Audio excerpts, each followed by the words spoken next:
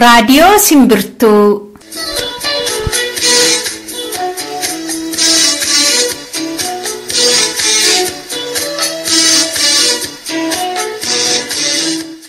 Guyyaa Kamisaa Eebila 27 bara 2017. Guyyaa Kamisaa immoo kan dhiyaatu Raadiyoo Simbirtuuti. Raadiyoon Simbirtuu immoo gaafa dhuftu jalqaba kan dhiyaatu oduudha. Oduutti aansee sirba Oromoo adda addaa isinii dhiyeessina. Aan immoo kan dhiyaatu oduudha. Oduu Oromiyaa keessa. Oduutti aan immoo qophii imalaatu dhiyaata. Qophiin imalaa har'aa keenyaa kan inni xiyyeeffatu yaada namootaati. Namoonni kun immoo dargaggoota keessaa, shamarran keessaa, haadholii keessaa, hayyoota keessaa, weellistoota Oromoo adda addaa yaada isaan kennatan irratti kan inni xiyyeeffatudha. Kun kanarraaf qabnudha jechuudha. Akkam jirtu dhaggeeffattoota keenya, nagaa keenya isin dagannee kun Raadiyoo Simbirtuurraa kan isinii darbudha. Hanga xumuraatti nu waliin turtan qophii keenya irratti ni bohaartu kan jedhu abdii qabna. Hanga xumuraatti nu waliin turan affeerraa keenyadha. Amma gara oduutti.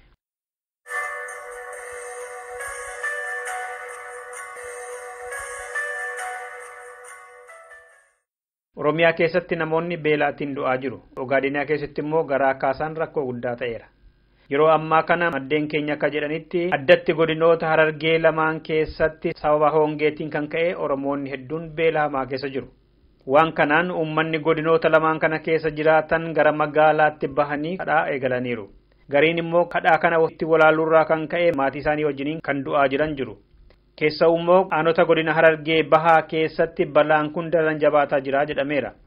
Abbootiin warraa magaalaa bahanii kadhatanii waan tokko dhaban illee qeetti harka duwwaan galu jedhanii kan ofii isaanii ufajjeessan jiru jedhameera aanaa Dadarii fi Gursunfaa keessatti. Naannoo Somaalee Doollootti immoo dhukkuba bishaan irraa kan ka'een garaa kaasaan namoota hedduu ciibsee jira jedha oduun nu ga'e.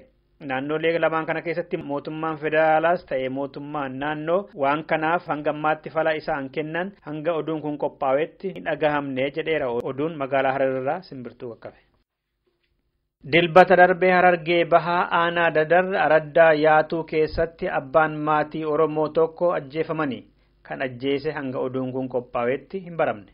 Obbo Yusuf Abibakar Dirree Dawaatii mana bitatanii achi galanii turan. Dilbata darbee garuu bakka duraan jiraataa turan Dadar ganda Yaatuutii rifeensa mataa kiyyaan ofirraa mura jedhanii manaa bahanii osoo hin deebi'in hafani. Manaa bahanii guyyaa 3 booda reeffi isaanii magaalaa Dirree Dawaatti bataskaana keessatti osoo awwaalamaa jiruuti firrii fi maatiin isaanii qaqqabatanii akka madda keenya kanaatti. Dadar Araddaa Yaatuu jedhanii mana ijoolleen Dirree Dawaa dhaabitteetii fi Qorroo bakka jedhamtu. Achi galaa ture Yusuf Abibakar jedhaniin guyyaa sanbata kiristaanaa sa'a 2 manaa ba'e nama rifeensaan jira dhageeti manaa ba'e barbaannee dhabnee magaalaa kana keessa olii gabfiinee masgiida kophaa dhayinaa poolis xaabiyaa hundarratti deemnee mazagabnaa mana raadiyoonaillee dhaynee teekka dubboonee tiiviillee onnee hafeen jiru akka ganama alagaa sa'a 2 baheeti qanii arba'aadhaa agarreechu isa du'e. Quba lamaan abbo guddoo kana walitti hidhanii taakkaji.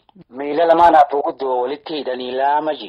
Inni hara ba'uun dhabeeti morma kana qolaan lafanii arrabni muramtootatti. Inni gurraayyaa'ee amma waa xiqqoof dhaqqaban ilaal daqiiqaa 15 dhaqqaban isa baasanii mazagaajaatti erganii mazagaajarraa qabrii kiristaanatti erganii eega akaafaan 7 irra qubaruuta isa kan baasuu dandeenye. Eega du'ee achirraa erganii mazagaajaa geessanii mazagaajaan namatti godhee qabrii kiristaanaa geessanii eega isaan ciibsanii biyyee itti dachaasaa jiran qabne nuti. Namni yookaan qaamni obbo Yusufiitiin anatu ajjeese jedhe hanga oduun kun qophaa'etti hin argamne. Poolisiin magaalaa Dirree Dawaa maal jedhanii osoo hin qoratiin akkamittiin awwaaluudhaaf ka'anii jennee ture madda keenya kanaan. Poolisiin yaabboleessa kiyyoo namni si qoratuus hin jiru. Liyyuunis dhaawaa jirti. Sawoo dhiiga keenya kana rabumaa dhiiga sareedhaa godheeti. Yoo si shakkan akkanumatti diinagdee dhiiguun sareedha inni goonuu jiru. Dhaggeeffattoota keenyaa kanarratti poolisii magaalaa Dirree Dawaatti bilbilee ture nu dide malee kan magaalaa Dadariis hin arganne. Bakka lamaan irraayyuu akka isaan arganneen qabannee deebina.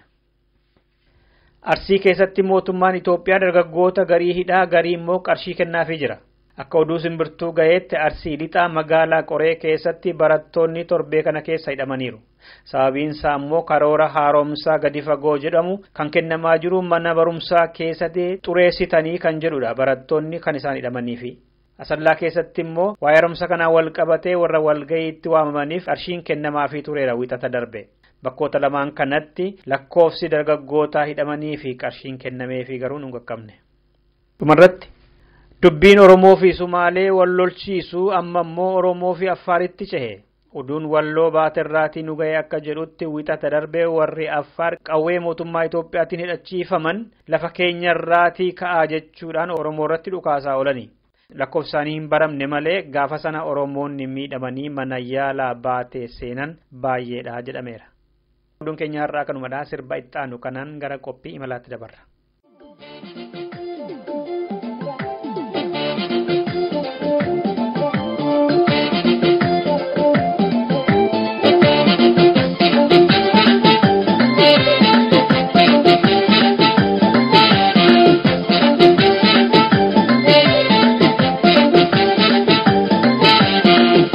Mudi son Saleman eko ansi male orma fidong kabdu baron eko kana fansisa sada sinar ada ko tudumpa ko taisim barbada buntu ko sanyi ikiya sinna bonsa nafsuma filannon na bojite hunda kesa duguma sinjalla barwasin gesso anso be harrat sitille bakesso jalalle kenna uma rabbiti nafsi wali hume uman tokkonu godeti sinka bahundangu tamenof kesa kana vyani ke opsana dabsisa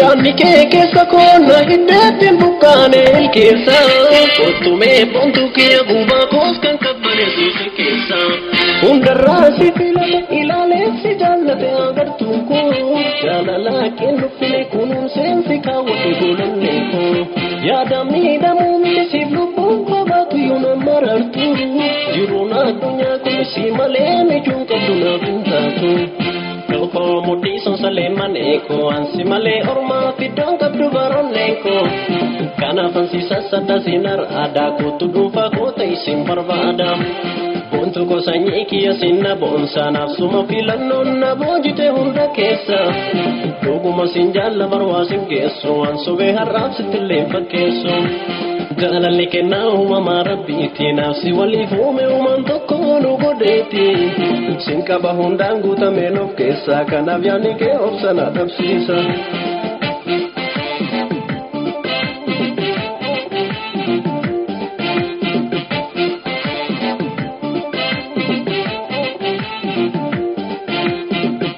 me ada kena jorsa emsa guya halkana jodanis na waresa mali mali sitti me sinar ganne murtoko dosiar ku sitti musoda dabarakoko mali mali challi se silala ija kesa natura janna didane motu majabesa mali mali akamin jiratu akasini didure gara murada harra sitti meni mali soda mali soda Mari Sadan, Mari Sadan, Mari Sadan, Mari Sadan,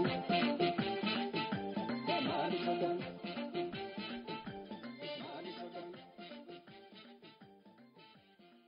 Oromoon gaafa afaan qawweetiin caalabee garbummaa jala kufe walumaan cabe. Ergasiitii kaasee hanga guyyaa har'aatti bahaa hanga dhiyaatti kaabaa hanga kibbaatti diinni goggaa 150 kan garboomsee saamee cunqursaa jiru akka Oromootti malee koorniyaatiin yookaan immoo amantaatiin adda qoodee miti. Kan dura dhaabbachuudhaaf qarooleen fi gootonni Oromoo durirraa kaasaniitudha. Kan bakkayyuutii walitti dhufanii Oromoon biyya tokko, hiree tokko, dhiiga tokko, afaan tokko, aadaa tokko qabaa kan jedhanii waliin qabsaa'uudhaaf kan murteeffatanii itti seenanii kufanii kan darban kuffisaas ka jiran. Qabsoo finiinaa jiru kan ammoo fiixaan baasuudhaaf mana Oromoof ta'u tokko kan Oromoon hunduu keessatti uf argu biyya alaa kanatti gadi dhaabuun barbaachisaadha jedhanii hayyoonni Oromoo eebila 14 hanga 16tti biyya Ameerikaa Minnesota Minneapolis walgaanii turan. Kanarratti yaada namoota adda addaa dhiyeessina dhaggeeffattoota keenya. Weellistoota Oromoo shamarran keessaa, haadholii keessaa, dargaggoota keessaa, hayyoota keessaa yaada isaanii fudhanneerra jechuudha. Addaddummaan gumii kanaa fi Oromoo Leadership Convention jidduu jiru yookaan immoo tokkummaan isaanii maal fakkaata ka jedhu as keessatti ilaaluuf deemna. Hanga xumuraatti nu waliin turaan affeerraa keenyadha. Dhaggeeffattoota keenya mee jalqaba dargaggoo Raajiif Guutaa haala isaa yeroo ibsu akka namoonni gumii kanarratti duraan odeessan otoo hin taane inumaayyuu kan yaadeetiin oliin argadhee yeroo jedhu abdii gumii sanarraa qabu akkasittiin ibsate. Akka namoonni bakkeetii odeessan taallee utuu hin ta'in an mataan koo akka kanatti iyyuu hin eegne dhugaadha baay'ee namatti tolaa jalqaba isaaniirraa ka'ee hanga har'aatti sochii isaan godhan tattaaffii isaan ittiin jaarmolee siyaasaa abbootii amantii hundumaa walitti fiduudhaa fi tattaaffii isaan godhan baay'ee calaqqisee argamaa jira. Namni addana galma kana keessatti walitti yaa'ee yaada isaa ibsachuudhaan gaaffii gaafachuudhaan komentii jiru hundumaa walii hiruudhaan gara fuulduraatti akkamitti akka socho'amullee namoonni gammachuu qaban ibsaafiidha kan isaan jiranii baay'ee waan nama gammachiisudha baay'ee namatti tola. Ati qeerroo bakka buute keessatti hirmaatte walgahii kanaan booda hundeeffama gumii Oromoo idil addunyaa booda jijjiirama qabsoo qeerroon biyya keessaa gaggeessaa jiru irratti fiduu danda'a jettee kanatti abdii godhatte jira?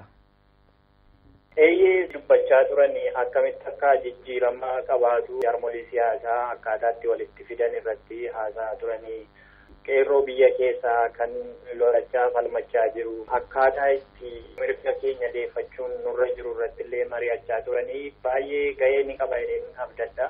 Akkuma isaan dubbatanittis immoo gahee ni qabaata kan isaan namootaaf yaada hiranii sirriidhumatti gahee ni qabaata jedhee abdiin qabu. Qeerroon yoomillee mirga keenyaaf ni falmanna biyya keenyaaf ni falmanna Oromiyaan walabboomte keessa jiraachuu barbaanna jedhanii warri falmachaa jiran kuni namoonni biyya hambaa jiran kun yaadaan qarshii maallaqaan illee akkaataa itti qeerroon kun jabaatee gara fuulduraatti falmatu kan hidhachuullee kan barbaadu akkamiin akka ta'e dirqama qeerroo bukkee dhaabbachuun akka jiru asumaan waamicha koo dabarfachuun barbaada. Qeerroon hundee keenyadha jedheen itti amana'anii qeerroon kan inni biyya keessaa kaasee hanga yoonaallee kan inni abiddi boba'aa jiru kun kan hin dhaamnedha. Yoomillee hanga walaboomnutti akka dhaamullee eenyuyyuu hin fedhu abdiis kan irraa qabnu qeerroodha.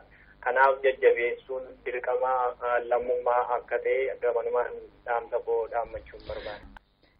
Lallabanne nu qabsaa'oonni iyyanne lallabanne Oromootatti iyyanne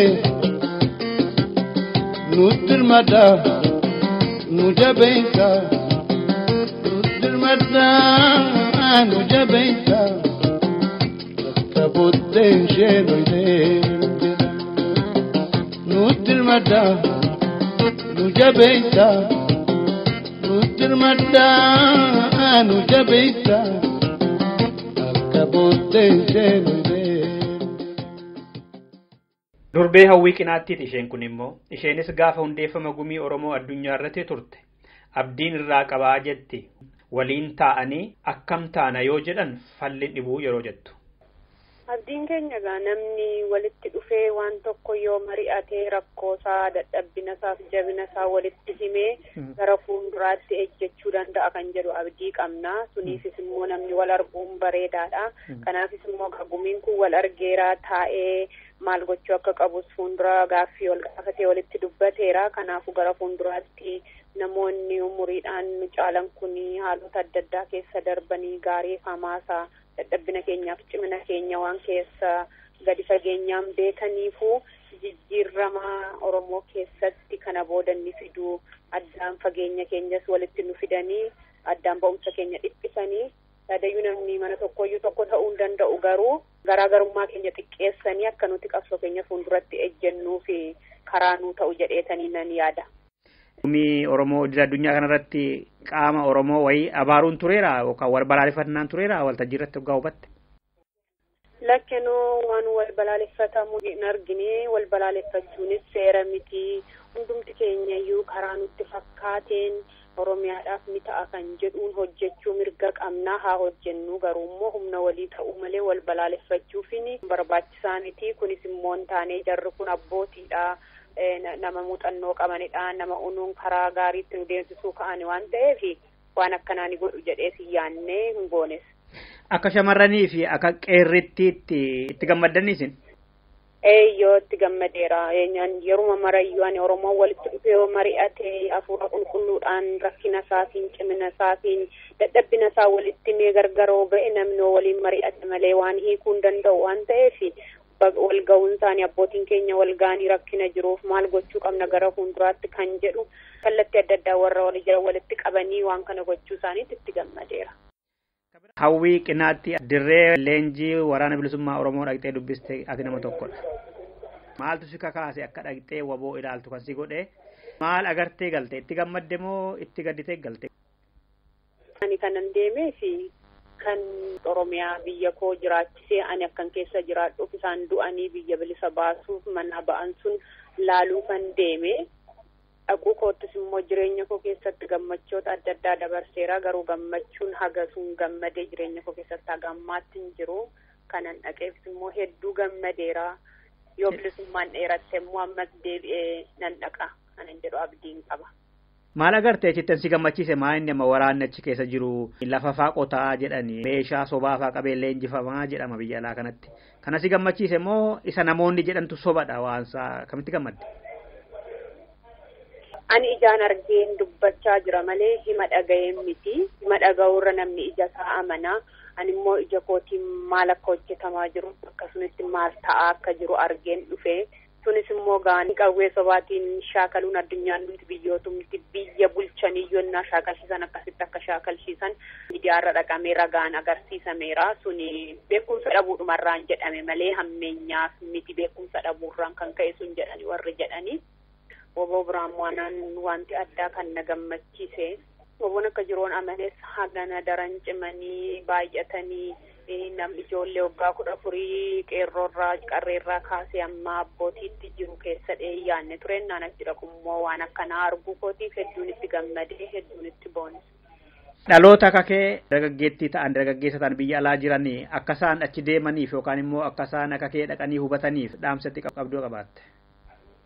Dhaamsaan qabu yoo hin jiru jettanii dhugaatti jecharraa amananiiru yoo ta'e dhaqanii ilaaluun salphaadha. Waggaatti yeroo tokko namni bashannanuuf iyyoo bakka hojii isaatii boqonnaa fudhatee qarshii ni baasa waan ta'eef biyya keetiif saba keetiif immoo gadi baatee ilaaltee yoo deebite maalirra akka ergasiif yoo qixxeeyyuu bareeda waan ta'eef ani dargaggoo amma jiru kana jechamaan asiif achi raafamanii rakkachuurra dhaqanii arganii murteeffachuun bareedaadhaan jedha sunuma akka godhananii isaan ni fidhaama. Lallabanne nu qabsaa'oonni iyyanne lallabanne Oromootatti iyyanne nutti hirmata nu jabeessa. Nu jabeessa bakka booddeen ishee deemtedha. Nutti hirmata nu jabeessa nutti hirmata nu jabeessa bakka booddeen ishee deemtedha. Inni kun immoo weellisaa Zarihuun Wadaajooti. Innis guyyaa sana irratti warra hirmaate keessaa tokkodha. Hundeeffamuu sanarraa kan hubadhe kanadha jedha innis. Hundeeffama kana samitaniidha. Hundeeffama jalqaba waan ta'eef akkuma hundeeffama jalqabaa ta'etti waan haasa'an suni waan Oromoo walitti fidu waan Oromoo gargaaru jedhanii haasa'anii namatti himaa jiru yaadi isaanii baay'ee bareedaadha jedhu. Mee yoo maal ta'e fiixa ba'uu danda'a yoo maal guute akkati hubattetti akkati barbaaddutti yoo akkam ta'e daran fiixa ba'uu danda'a kan isaan jedhan kun. Kan isaan jedhan suni garee biraarraas waan akkasiin naga'e sii galeera. Garee biraarraas waan akkasiin naga'e garuu tokkummaan yoo uumamuu baate qophaa deemanii wanta baay'ee humna godhatu miti. Garuu hundinuu yoo Oromoo walitti dhufe walii wajjinaa isaanii walitti wal duukaa wanni kana godhanii hin ta'a jedhee yaada isaan dhiyeessan ammaaf bareedaadha. Kana isaan gaafa jalqabarraa kaasanii haasaan tokko qabsoo biyya keessaa kan qeerroodhaan deeggaramu qeerroon immoo kan inni gaafatu beekamaadha.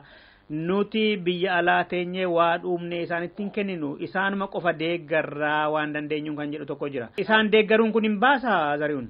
Qeerroo biyya keessaa qabsaa'amu? Kan isaan hin deeggarre maal deeggarratti qilleensa irratti wanti deeggaran maaltu jira? Qeerroon biyya keessaa ofirratti amanee koo qabsaa'aa jira. Ofirratti hundaa'ee ofirratti ijaaramee ofii isaatii iccitii qabuun qabsaa'aa jira miti. Isaan hin deeggaran taadhaan immoo gatii maalii jirare? Isa sirriinuma jedhan isa. Namni deeggarras hin jiru kana. Kanaaf Oromoota biyya alaa jiran irraa maaltu eegamaree kana fiixaan baasuudhaaf? Oromoon biyya alaa jiru wanti irraa eegamu waanuma akkasiisammaa godhamaa jiru kana gumii adda addaa godhamu kana deeggaruun maallaqaan qabeenyaan wanta kana gargaaruu irraa kan hafe rakkinni hin jiru siin jechuu kooti. Weellisaan qabeenya Oromoo waliigalaati. Biyya alaa kanatti immoo Oromoo wal nyaataa jira. Mee akka weellisaatti maal dabarsitati? Maal godhaa jettee gorsita? Biyyatti waan tokkummaa lama tokkotu jira hun beekaa biyya kana gannu yaada adda addaatu jira. Yaada adda addaa kana akka isaan walitti dhufanii akka isaan wal gargaaranii walitti dhufanan godhaa jira malee kana ala wanti hin godhu siin jiru kana alas bahuu hin danda'u sii galee. Qabsoon biyyatti galee waan jiruu fi qabsaa'oti biyya alaatii qabsoomna jedhan hundumtuu sanatti walitti hidhachi qabsoo biyya keessaa wajji walitti hidhachuutu irra jira. Qabsoo biyya keessaa wajji yoo walitti hidhatanii qabsaa'anii bakka gahuu hin danda'an garuu kanatti akkasitti gargar kukkutamanii deemuun rabbi nu haa baraaru kana dhiisuun nurra jira. Qabsoo sana hundumtuu deeggaree mana tokko ijaaruutu irra jira. Hundumtuu bilisummaa waan barbaaduuf bilisummaa sana bira gahuutu irra jira. Lallabannee nu qabsaa'oonni iyyanne lallabannee Oromootatti iyyanne nutti hirmaadha nu jabeessa nutti hirmaadha nu jabeessa bakka booddeen ishee noyidee nutti hirmaadha nu jabeessa nutti hirmaadha nu jabeessa bakka booddeen ishee noyidee. Isaan kun immoo Aadde Marartuu Dafaa jedhamu. Teksaas irraati kan isaan gara Minneapolis deeman irratti argaman. Fagoo deemtanii maaliif irratti hirmaatuun isin barbaachisee kan jennee isaan gaafanneef deebi'een isaanii kana ture. Gumii kana irratti kan inni hirmaatee fi sabni keenya waanjoo koloneeffataa jira. Gaaffiin keenya gaaffiin Oromoo gaaffii koloneeffataata jennee gaaffiin Oromoo kan inni deebuu danda'u gadaa siistamiidhaan kan hoogganamu. Impaayirri sun cabee qeerroo bukkee dhaabbannee waraanaan koloneeffataa ofirraa cabsinee gadaadhaan kan hoogganamu gadaa siistem kan jedhamu siiqqee dubartiin kan jalatti jiraattu jaarmiyaa hundumaa keessaa iddoo lafa keenye Oromummaadhaan walitti dhufnee impaayirri sun cabuu qaba koloneeffataa cabsee baafneetu gadaadhaan jiraanna kan jedhu seeraaf heera Oromootiin deebifnee akka abboota keenyaa deebifnu kan jedhuufaniin dhaggeeffachuu dhufe. Akkamitti agartarree dhaggeeffachuu dhuftanii hirmaattanii itti gammaddanii akka feetanitti deemaa jira? Amma yeroo kanatti ganaa reefuu seeraaf heera warra tumsanii filataniiru hin ilaalla keessa borii farda irratti tumsu hin ilaalla garuu ammaa fi walga'iinti kun sabni tokko iddoo tokkotti dhufee gaaddisa tokko jala taa'ee dubbachuu gaariidha jedhee yaada. Akeekasaa wayita ilaaltan kan nama baasuudha kan bu'aa qabuudha Oromoodhaaf kan galma yaaddan kanaan gahuu danda'uudha. Gaaffiin Oromoo kan biyyaa qeerroo bukkee dhaabbanna yoo jenne yookiin immoo jaarmiyaa tokko jalatti dhufnee mana Oromoo ijaarra yeroo jennu gaaffii Oromoo sana deebisuu nurra jira. Gaaffiin Oromoo gaaffii koloneeffataati. Qeerroon kun yaadi isaan nutti erganii biyya buraayyuu kan keenya gullallee kan keenya birrii Oromiyaa kan keenya yeroo jedhanii gaaffii koloneeffataati. Koloneeffataan immoo cabee bahuu qaba. Eegii cabee bahee immoo maal gochuun kan jiru Oromoodha. Oromummaa irratti walitti dhufne maal gochuu dandeenya kan jedhudha. Yoo akka ittiin deemee hin danda'ama jedhee yaada. Fiixa baasuu kana keessatti gaheen dubartootaaf shamarranii maal ta'uu qaba jettu? Gaheen dubartii koloneeffataa keessatti impaayira sana jalatti Oromoon keessatti dubartiin Oromoo baay'ee nuclear of the family jedhamu. Gaheen Oromoo kana keessatti dubartiin qoodi ishee ammayyuu gahaa miti. Dabalamuutu irra jira. Nuyi dubartoonni wanti nuyi jennu dhiira bukkee dhaabbannee malee karaa koo kan yaadu. Ani dhiira bukkee dhaabbadheetanii seeraaf heera koo wajjiniin dhiira bukkee dhaabbadheetanii Oromoo san isa nyaapha baasnee rakkina keessaa garbummaa keessaa dubartii Oromoo baasa dheetanii baay'ee yaada. Koloneeffataatu mataa keenya nu qabee ture. Amma gara fuulduraatti immoo Oromooni dubartii isaanii fidanii siiqqee jalatti hin ijaarra yeroo dhani baay'ee nama gammachiisa. Kanumaaf inni yoo danna jira waa'ee dubartii. Dubartiidhaaf bakka gahaa kenna gumiin Oromoo idil addunyaa kun yoo ijaarame bakka sinii kenna akka dubartiitti akka shamarraniitti akka daa'immaniitti akka manguddootti sirna gadaa siiqqee jettan kana deebisuu irratti bakka sinii qabaa? Akka gadaatti akka pirogiraamii isaaniitti mishinii isaanii siiqqeedhaa fi qeerroof qeerree jalatti wanta hojjetamu hin kenna jennee gara fuulduraatti abdachuudha. Impaayirri sun koloneeffataadha.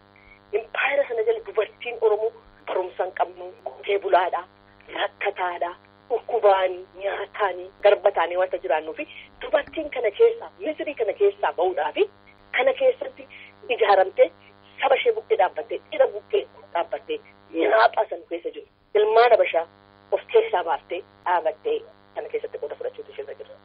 Ani Oromoo naashinaalistiidha. Oromoo bilisummaatti amanu. Independent Republic of Oromiyaatti amanu.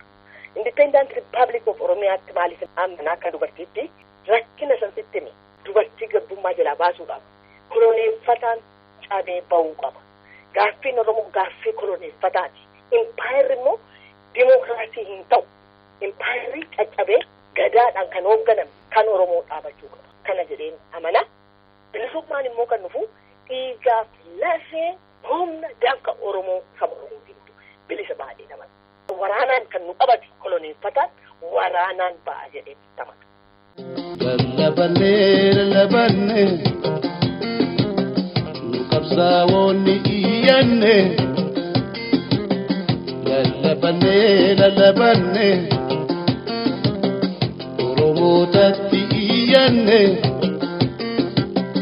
nutti hirmata nu jabeessa nutti hirmata nu jabeessa bakka booddeen ishee noyidee nutti hirmata nu jabeessa nutti hirmata nu jabeessa bakka booddeen ishee noyidee. Qophiin keenya ammasitti fufee jira. Dhaggeeffattoota keenya yaada namoota hundeeffama gumii Oromoo addunyaa irratti kennatanudha kan darbaa jiru. Amma immoo gara weellisaa Kadir Sayidiitti dabarra. Hundeeffamuu gumii Oromoo addunyaa irratti yaada waggaa kennatu Rabbi haa tolchuu jechuudhaan eegala. Rabbi haa tolchuu, Rabbi haa qajeelchuu jenna. Boombiis darbachaa, Rabbiis kadhachaa, duraa gajjechaa jee namichi beekta. Kanaan dura darmanii Oromoodhaa inuma ijaaramu, inuma diigamu, inuma ijaaramu, inuma diigamu. Anneen akka paartiititti paartii mataa kiyyaa kan itti amaneen qaba.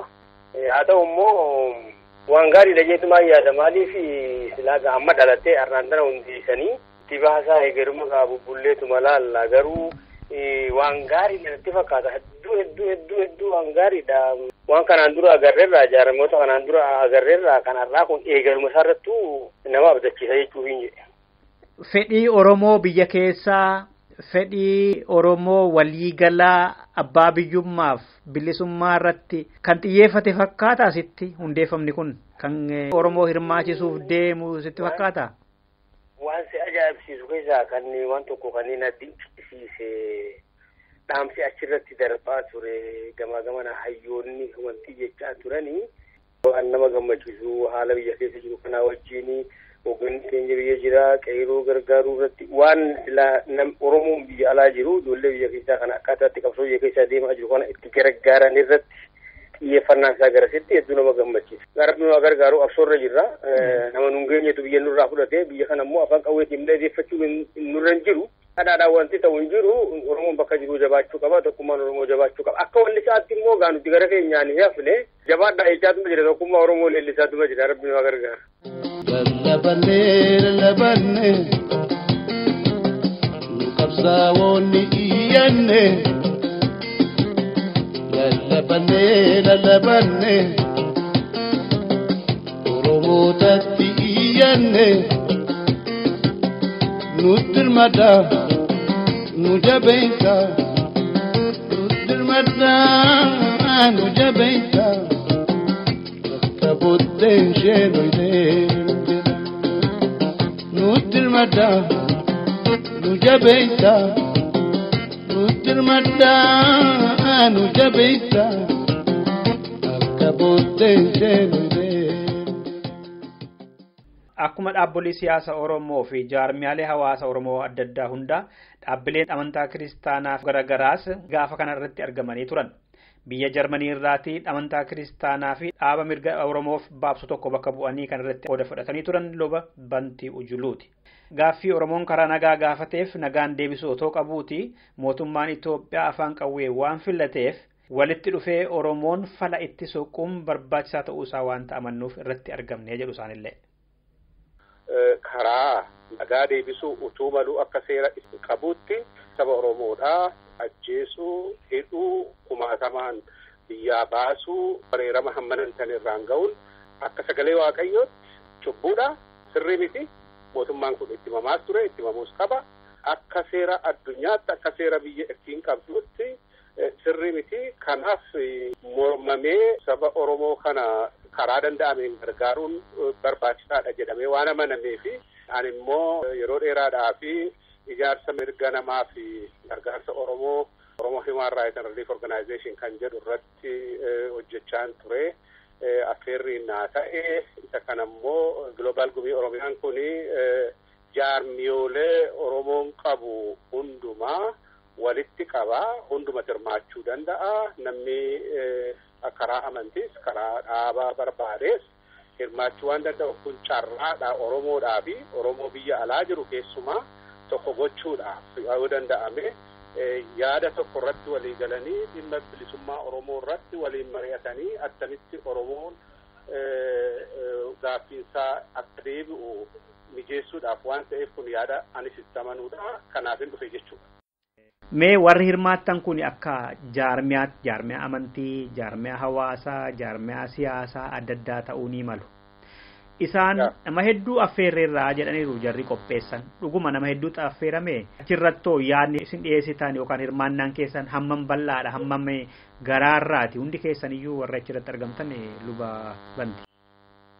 Dhaaba kami jedhee namni ol ka'ee dubbate hin jiru. Garuu akka dubbatametti dhaabbileen siyaasaa Oromoodhaa bakka bu'oota isaanii biyya alaa kanatti kan jiran kan qabsoo kan irratti keessaa qabu isaantu qophii kana keessatti hirmaate. Namoota tokko dhugumayyuu siyaasa garaagaraa keessa kan jiran qaamaan jiraachuu malee kanan beeku. Garuu yaadotiin garaagaraa achi keessatti calaqqisaniiru. Walfalmiinis ta'eera. Seera irratti kana booda namni yaada isaa kennateera. Kana yeroo ilaalu dhuguma namoonni yaada garaagaraa qaban irratti argamuu isaanii nan beeka.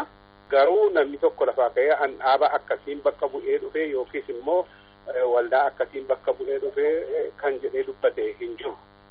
Bilchinadha amma namni yaada adda addaa qabaatu maatii tokko keessa jiraachuun anuma jirudha. Garuu yaada qabaatan sana karaa ammayyummaatiin ilaaf ilaameedhaan wal amansiisuudhaaf yaadota dhiyeessanii irratti falmuu otoo waliin abaariin dhagaa otoo walitti hin darbatiin waliin dubbatanii wal fudhachiisuuf yaaduun qaroominadha.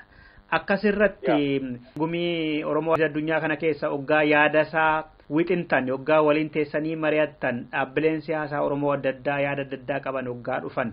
Hankoo qofa fudhadhaa, hankoo malee dhagahiin ati akkasidha, atiin akkasidha kan jedhanii wal arrabsuun ture moo hafuura ilaaf ilaameet ture? Televizyiniittis waraabameera. Miidiyaan jira waan ta'eef gaaf tokko waan argamuu danda'udha waan ta'eef yeroo namni yaada kennus warri geggeessan naamusuma qabaan geggeessanii lakki ati kana lakki kana jedhee wal arrabsuun hin turre safuudhumaan wal kabajee yaada isaa himataa. Kana booda kan si dhibu gara dhumaatti walumaa galee warra hooggananii garaa tokkoon filate namoonni isa dhiyeessanis immoo ibsanii Oromoon kamiyyuu yaada garaagaraa dhaabii siyaasaa garaagaraa qabu lafinni itti wal ga'ee carraa argatee fooramiin itti yaada isaa ibsatee wal falmuu danda'u karaa nagaa isa kana banaadha hundumaaf jedhanii dubbachuu isaanii dhaga'an argee jechuudha. Kanaaf nagaadhaan xumuramee geggeessitoota isaanii filatanii akka seeraatti ani immoo akka lubaatti eebba barbaachisu warra amantootaa karaa musliimaas karaa amantii kiristaanaas eebba barbaachisu kenneen baheechuudha ammuma.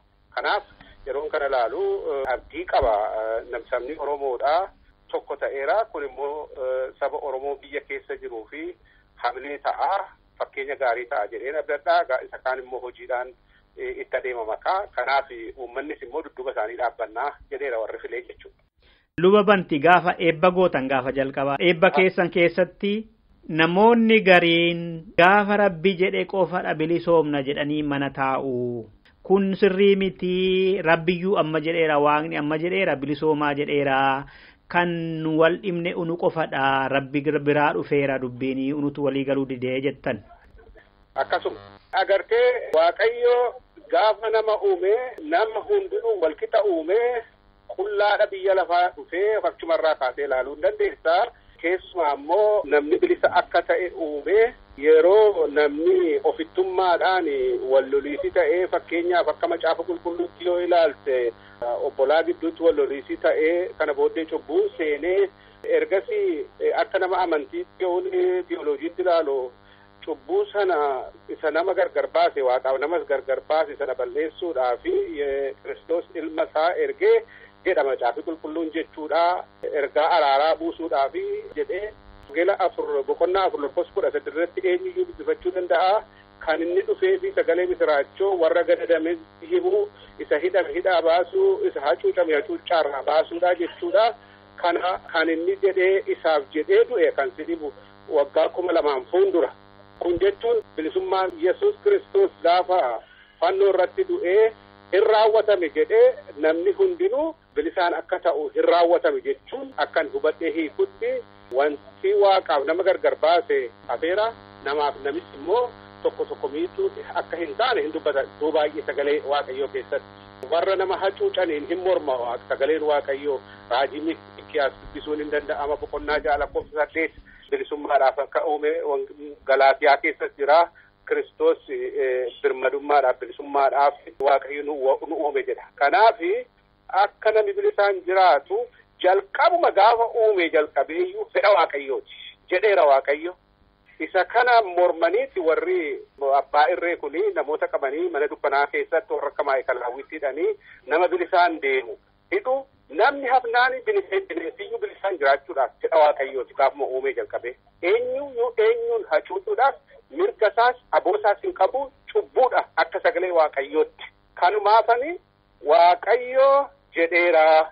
Waaqayyo hin jenne gaafa Waaqayyo jedhee bilisoomna jedhanii ittiin qabanii sobanii mana taa'uun kiristiyaanotaa yookiis warra gara biraa fakkeessuudhaan malee Waaqayyo karaa isaa raawwateera. Namatu bilisummaa Waaqayyo isaa kenne sana ofii fudhata malee Waaqayyo fuudhee afaan hin kaa'u. Amma yoo biddeenni tolfamee lafa si jiraatu yooti fudhattee hin nyaadhu jettee situ dhiise malee warra biddeensi qopheesse miti. Kanaafuu Waaqayyo nama dirqisiisee bilisoomuu qabdaa jedhee hin dirqisiisu. Namatti bilisummaa kan kootiin mirga kootiin falmee warra isa mormu sana ofirraa kaasee bilisummaan jiraataa jechuudha. Sabni Israa'eel hacuuccaadhaan mormee akka inni bilisummaa isaatiif saba Misir keessa jalaa ba'e jedhetu haasa'a. Kanaaf Museenii fi Iyyaasuu faani kadhata duwwaa godhaniitu hin ta'in ofirraas waraananii diina ofirraa kaasaniitu biyya isaanii eeggatanii. Yeroo namni daangaa namaa cabsu yeroo namni qabeenyaa namaa saamu kiristiyaanni kamiyyuu yoo waa'ee dhuunfaa isaatti ta'e caljedhee waan taa'u natti fakkaatu. Fakkeenyaaf nama mee kiristiyaana tokko ofii keetti kabalii ilaali bagana kabalte jedhee hin taa'u yookiis immoo wayyaasaa kootii isaa yoo irraa ati baafatte maaliif narraa baafatte jedheeti wal'aansoo qabu qaba. Kana waan ta'eef mirga Waaqayyo kenneedhaaf jedheen amana qabsoo bilisaa'uun. Lallabanne nu qabsaa'oonni iyyanne lallabanne Oromootatti iyyanne nutti hirmata nu jabeessa nutti hirmata nu jabeessa bakka booddeen ishee noyitee nutti hirmata nujabeita nutirmada nujabeita akabote jenoide. Amma yaada namoota itti fufnee jirra. Amma sararraati weellisaa Addisuu Karrayyuu qabna. Addisuu akkam oolte? Nagaadha fayyaadha. Addisuu akkam jirta? Fayyaa kan dubbisaa jiru namoota goomii Oromoo idil-addunyaa irratti warra hirmaatan irratti yaada isaanii walitti qabaa jirra. Faayidaa maal qaba ijaaramuun sun Oromoodhaaf, dantaa Oromoodhaaf? Gumiin Oromoo addunyaa kun? Gumiin Oromoo addunyaadha baay'ee bareedaa ture. Baay'een gammade nama keenya akkasitti walitti qabamanii hayyoonni keenya biyya isaaniif bu'aa buusuuf hawaasa isaanii fi waan lafa kaa'uudhaaf walitti dhufanii wal dhagahanii waliigalteedhaan sadarkaa kanarra ga'uun isaanii baay'ee itti gammade. Sana qofaa immoo miti namoota yeroo dheeraadhaaf maqaadhaan beekuu hayyoota Oromoo baay'ee isaanii iddoo sanatti arguu baay'ee gammadeera. Bu'aa qaba jedhee yaada. Maaliif jaarmiyaaleen hedduun amma dura argitee biyyuma yeroo jirru hunda dhageenya waa hedduu waldaalee baay'een ijaaramanii baduu ijaaramanii yeroo diigaman argina. Amma ergan biyya alaa kan dhufees immoo waa hedduu argaan jira.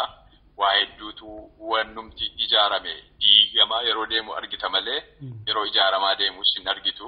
Rakkina guddaadha. Rakkina isa kana hundumaaf furmaata tokko kallattii bareedaa tokko hawaasaaf ka'a jedheetiin yaada. Wanni odeeffannoo gurguddaarraa argadhe waltajjii sanarraasi. Kana sanaaf dantaa Oromoo eegsisuudhaaf faayidaa hawaasa keenyaa eegsisuudhaaf egeree Oromiyaadhaaf bu'uura guddaa gadhaabaniin jedha. Tole amma ati gaafa sanallee walaloo tokko dhiyeessiteetta. Asumaan nuun jedhee Addisu. Ani maaltu natti dhaga'ameetiin dhiyeesse tokko hirmaannaan keenya baay'ee murteessaadha. Hundeeffama bu'uura jal'aaba Oromoo gadhaabuu keessatti galma gahiinsa qabsoo bilisummaa Oromoo keessatti artistoonni shoora guddaa qabu jedheetii yaada. Kaleessa shoora guddaa qabaachaa turanii har'as qabaachuu qabu. Boris kanumatu nurraa eegama jechuudha.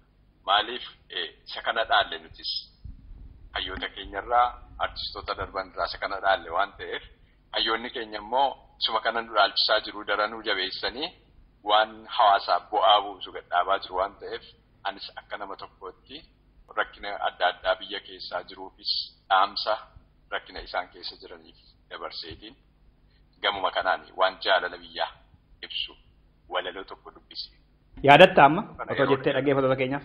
Nan yaadatta. Walaloo kana yeroo dheeraa dura ture kan inni barreesse. Egeree Oromiyaas of keessaa qaba. Oromiyaa jaalala naannummaa jaalala gandummaarra jaalala biyyummaa akkamitti qabaachuu dandeenya waan jedhu walaloon kuni yaa bareedaa biyya abbaa ofii miidhagdiftii dachii haadha ofii siif kan du'anii kan wareegaman kan qalbii dhabanii kan lubbuun darban mirga uumamaan sarbamne lammummaa biyyaa yakkamne bitaan madoofne mirgaa quuqamne du'aa firiirree martuu dhaabbanne dhaala dhalootaaf si dabarsina. Sammuu farraba hundaarra jirti jaalallaa ofiif biyya abbaa ofii osoon dubbatiin waa'ee si yaadaa isiin nu ga'ee qaroominaani waadaa siisennee dachii haadha ofii diina kee argaa gumaan callifnu lamuu mimmaan kee bonan dhokkeessu dhugaan qallatte abadan hin cittu finiintee kaatii dhibamtun duutu addummaa sochii qabsoo kallatti fiingee walabaa bantii odaatti ija ol fudhaa barii fakkaatti ifti hundinuu odaatti kaatti ija ol fudhaa barii fakkaatti ifti hundinuu odaatti kaatti gaddi keessa doo lafee goototaa dungoo dukkanaa cuunfaa walabaa asxaa kabajaa bilisaaf nagaa jaalala wiirtuu hannuuraa siiniin jiraadhaa mallattoo eenyummaa goota gameetti ayyoo si caala jedhe. Lallabanne nu qabsaa'oonni iyyanne lallabanne Oromootatti iyyanne nutti hirmata nu jabeessa nutti hirmata nu jabeessa bakka booddeen ishee noyidee nutti hirmata nujabeita nutirmada nujabeita akabote selbe. Dhaggeeffattoota keenya qophiin keenya ammasitti fufee jira gara xumuraatti deemaa jirra. Gumii Oromoo addunyaa kana dura hooggansa Oromoo kan jedhamu yeroo lama Atlaantaa fi DC'tti godhameera. Isaa fi kan gumii Oromoo addunyaa kana jidduu addaddummaa fi kan wal fakkeessu jiramoo hin jiru kan jedhu gaaffii namoota ta'uu ni mala. Mee namni lamaan isaarratti iyyuu argamanii turan yoo nuuf deebisanoo. Dr. Namarraa Garbaabaati isaan kun. Oromoo Leadership Convention fi Global Gumii Oromiyaa wal fakkeessa kan jedhan irraa eegalu. Lachan irrattu Oromoota argame kan wal fakkaatu. Oromoonni baratanii Oromoonni iddoo biraatti dhufanii lachuu argamaniiru. Waa'eedhuma Oromoos dubbatanii lachuu kanaan wal fakkaata. Inni Atlaantaa qabsoo biyya jirurra hin xiyyeeffanne. Achuma darbanii immoo inni Atlaantaa kun itti fufinsaan Waashingtanitti isaan godhan irratti Hirba Internaashinaal han jedhamu. Dhaaba tokko dhaabnee gadi baaneedhanii garuu xiyyeeffannaan isaanii qabsoo biyya jiru gargaaruu otoo hin ta'in baqattootuma Oromoo alafaa jiran gargaaraadha. Inni GGO'n inni Minneapolisitti ta'e qabsoo Irroofi qarreedhaan biyya keessa deemaa jiru gargaarra utubuu qabna. Karaa biraa immoo dandeettii Oromoo ol guddifnee qabsoo kanaafi gumaacha guddaa gochuu qabna. Kana gochuuf immoo nama Oromoo waloodhaanis tokkeedhaanis nama ta'e ijaarsaaf oolchaa qabee amma jaarmaalee jedhaniitti hunda tokko duukaa yoo ta'u dhaabatiin walumaan qixalaallee akka keessatti guddatu. Warri dhaaba siyaasaa keessa jiranis achi keessatti yoo barbaadan miseensa isaanii horanuu qabu. Haa ta'u gareen keenya garee uummata Oromooti kan jedhudha. Inni Atlaantaa hooggana aluu durataa ittaanaadhaa board of directorsiidhaa han jedhu hin qabu akkasumatti leadership kan jedhu maqaa qaba. Inni Minneapolis GGO'n board of directorii 11 kutaa Oromoo 11 keessaa kan filamani. Oromoon tokko yoo ta'u nafiin achi keessaa kan filatamani boordii 11 qabaa. Chairman of the boardii Dr. Asaffaa Jaalataa filataniiru. Hanuji gaggeessu immoo executive officer immoo Jamal. Kanaafuu seerattiin bulu qaba. Non-profit organizationidha Washington DC'tti registered ta'a. Achi immoo addunyaa kanarratti biraanchota qabudha. Oromoon akka walitti dhufu afuu tokko akka qabu mana Oromoo tokko ijaarraa mana Oromoo kana keessatti immoo Oromoo hunduu keessatti walgahee akka waa'ee isaa akka sirna gadaa duriitti kan jedhu akkasitti kan ijaarame.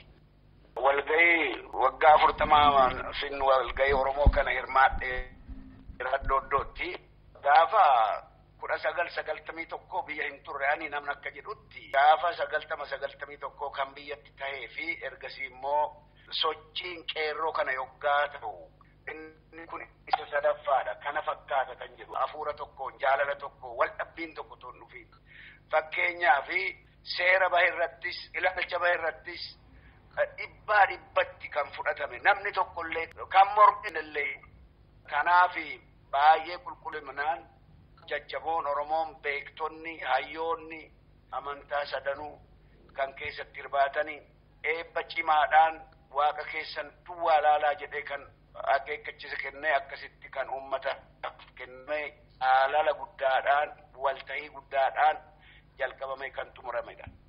Abdii guddaa uummanni irra kaa'ee jira ba'aa guddaatu irra jira jarri kun immoo namoota jajjaboo hujii jaallatanii qabsoo isaanii uummata isaanii nama jaallatanii gatii ta'e isaanis uummata kana hin hojjechiisu uummannis immoo dheebuu baafee tokko ta'ee gara fuulduraatti deemuuf yeroon ammaa kun yeroo jabaadha uummanni Oromoo dararaa guddaa irra iddoo jirutti warri kaanillee by the way warra Atlaantaatti walgahii godhaniif illee waamichallee godhaniiru jaalala akka qabanillee itti himaniiru wajjin hojjetanii waadaataniiru gareen Jawaarfaas akkasuma kana dhagahanii kanarratti akka hojjetamu waliif ta'anii galiin isaanii akka tokko ta'u akka hojjetamu nan amanaa kanaafuu fixaan baay'ee amanan.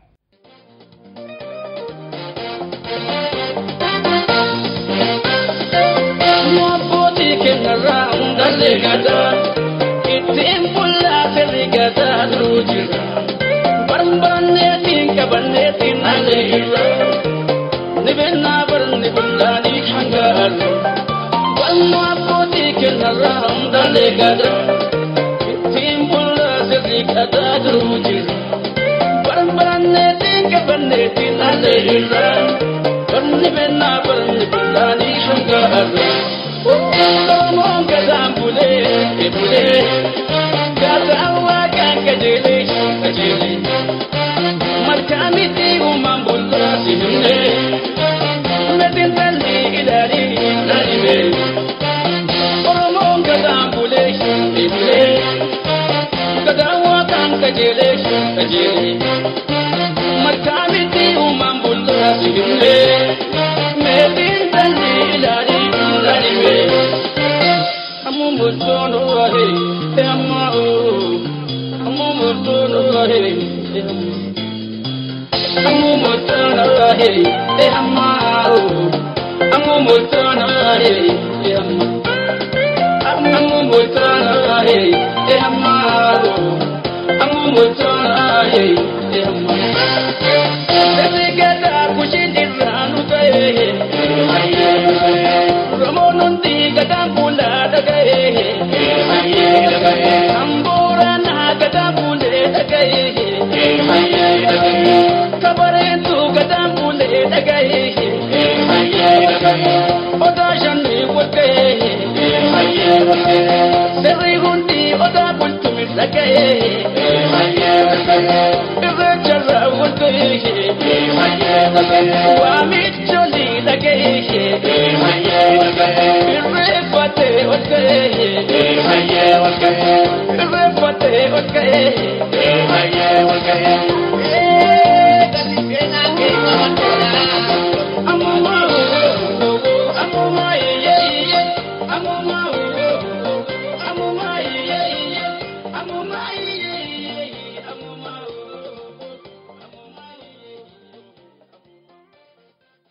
Dhaggeeffattoota keenyaa qophii keenya har'aa kanumaan xumurreerra waan nu caqastaniif horaa bulaa torbee dhimma biraa qabannee deebinaa haala gaarii keessa tura waan namatti toludha dhagaa fi argaa akka turtan abdii keenyadha sirba kana isin affeene nagaatti kan isiniin jedhu Andassuu Dulaati.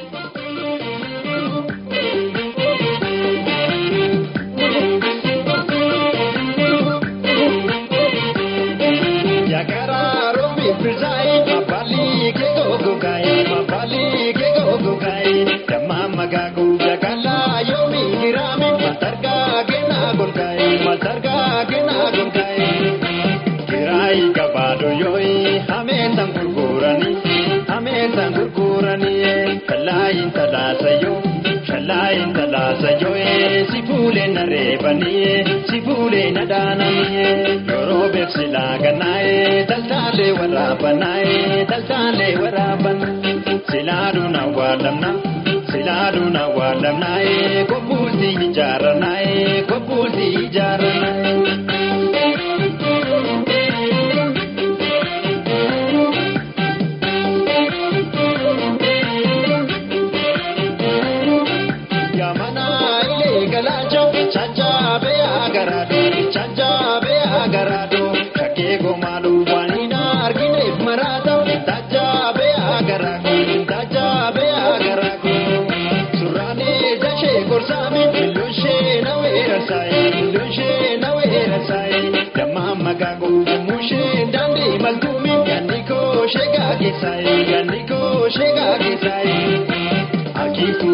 Machara te bada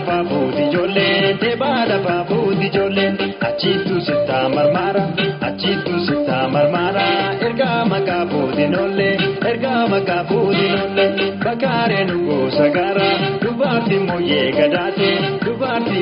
gadate sosopi nugo bachala nulachu jolle marate